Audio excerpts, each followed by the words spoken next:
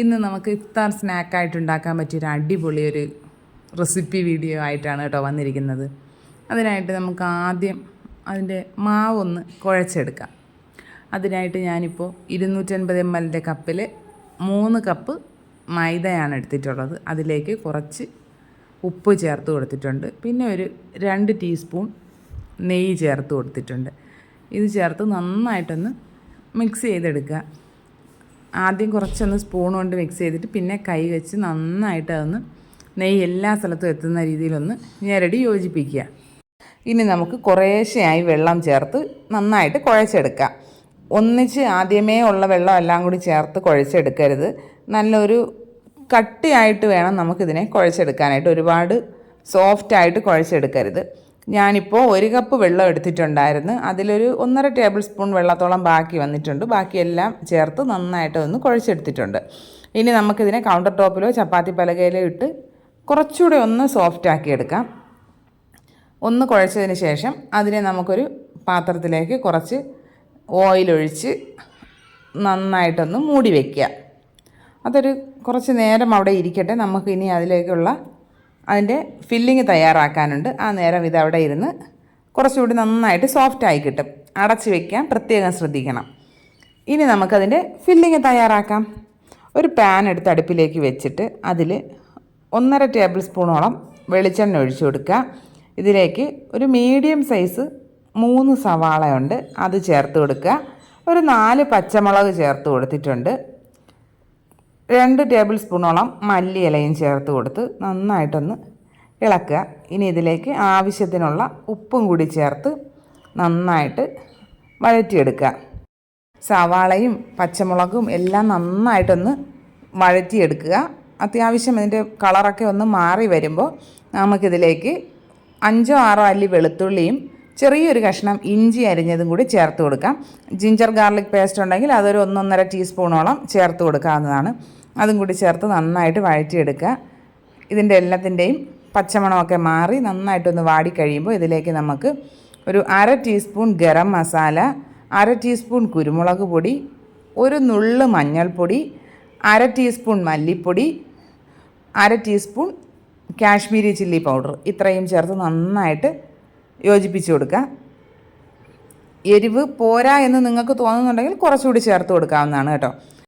ഇനി നമുക്കിതിലേക്ക് ഒരു 200 ഗ്രാമോളം ചിക്കൻ, കുറച്ച് മഞ്ഞൾപ്പൊടിയും മുളക് പൊടി, കുരുമുളക് പൊടി, ഉപ്പും ചേർത്ത് ഒന്ന് ഫ്രൈ ചെയ്തെടുത്തതിനെ മിക്സിയുടെ ജാറിലിട്ട് ഒന്ന് പൊടിച്ച് ഇതിലേക്ക് ചേർത്തിട്ടുണ്ട്. ഇതെല്ലാം കൂടി നന്നായിട്ടൊന്ന് മിക്സ് ചെയ്തെടുക്കുക. നമ്മുടെ മിക്സ് റെഡി ആയിട്ടുണ്ട്. ഇനി നമുക്ക് ഒരു ബൗളിലേക്ക് ഒരു 3 ടേബിൾ സ്പൂൺ കോൺഫ്ലവർ ചേർത്ത് കൊടുക്കുക. അതിലേക്കൊരു 1/2 ടേബിൾ സ്പൂൺ ബേക്കിംഗ് പൗഡർ ചേർത്ത് കൊടുക്കുക. 3 ടേബിൾ സ്പൂൺ സൺഫ്ലവർ ഓയിലും കൂടി ചേർത്ത് നന്നായിട്ട് ഇതൊരു തിക്കായിട്ടുള്ളൊരു പേസ്റ്റാക്കി എടുക്കുക. ഒരുപാട് ലൂസാക്കരുത്. ഇനി നമ്മുടെ മാവെടുത്ത് 2ആയിട്ട് കട്ട് ചെയ്ത് കൊടുക്കുക. എന്നിട്ട് ഓരോന്നിനെയും നീളത്തിൽ നമ്മൾ റോൾ ചെയ്തിട്ട് ഓരോ മീഡിയം സൈസ് ബോൾസ് ആക്കി എടുക്കുക.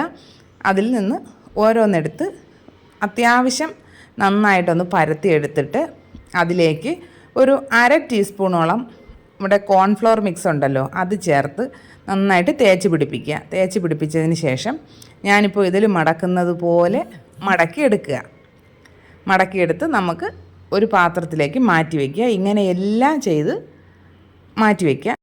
ഒരു 10 മിനിറ്റിന് ശേഷം വീണ്ടും അതിനെ എടുത്ത് നമ്മൾ ആദ്യം മടക്കി വെച്ചില്ലേ അതിനെ എടുത്ത് ഒന്നുകൂടി പരത്തി നമുക്ക് ആദ്യം ചെയ്തതുപോലെ തന്നെ സൈഡെല്ലാം മടക്കി ഒന്ന് വെക്കാവുന്നതാണ്. ഇപ്പോൾ നമുക്ക് ആ കോൺഫ്ലവറിൻ്റെ മിക്സ് ചേർക്കേണ്ട കാര്യമില്ല കേട്ടോ.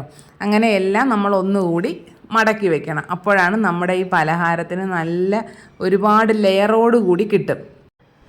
ഇനി നമുക്ക് നമ്മുടെ ഫില്ലിങ് ചൂടാറിക്കഴിഞ്ഞാൽ നന്നായിട്ട് ചൂടാറിക്കഴിഞ്ഞാൽ ഇതിൽ നിന്ന് ഓരോന്നും എടുത്ത് നന്നായിട്ടൊന്ന് പരത്തി എടുക്കുക. കുറച്ച് ജെൻറ്റിലായിട്ട് വേണം കേട്ടോ പരത്തി എടുക്കാനായിട്ട്.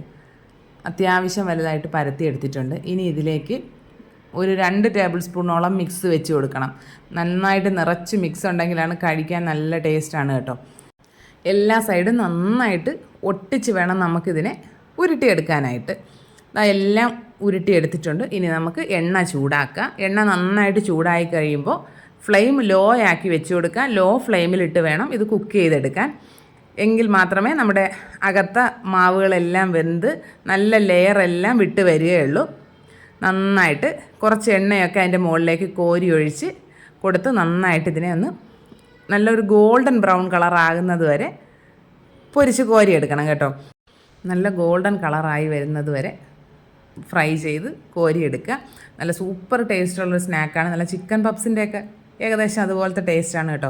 എല്ലാ കൂട്ടുകാരും ട്രൈ ചെയ്ത് നോക്കുക. വീഡിയോ ഇഷ്ടപ്പെട്ടെങ്കിൽ ചാനൽ സബ്സ്ക്രൈബ് ചെയ്യുക, ലൈക്ക് ചെയ്യുക, കമൻറ്റ് ചെയ്യുക, ഫ്രണ്ട്സിനും ഫാമിലിക്കുമൊക്കെ ഷെയർ ചെയ്ത് കൊടുക്കുക.